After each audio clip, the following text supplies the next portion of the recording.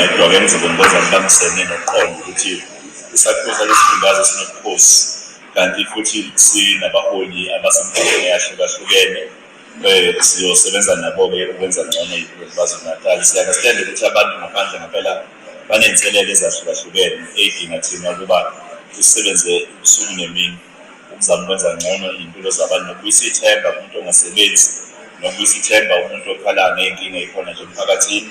Izinto-ke ezenzekile uThoko Didiza ukhethwe-ke waba usomlomo wephalamende likazwelonke. UDidiza-ke u-ANC uhluleke uVeronica Mante we-EFF ngamavoti-ke angu-284, uMente wathola-ke angu-49. Kanti-ke ubuyile kuPanyaza Lesufi kwesobundunankulu-ke eGoli.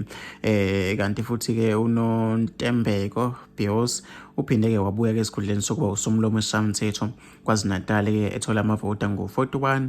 Kwathi-ke uMarvin Dix we-MK wathola-ke amavoti angu-39. Okunye futhi uMdumiseni Ntuli noma-ke usengusotswebhu we-ANC ephalamende. uNtuli ukhiphe-ke esikhundleni uPhemi Majotina. Ezinye-ke zezinto lezi kukhulunywa ngazo izolo-ke ey'nkundleni zokuxhumana.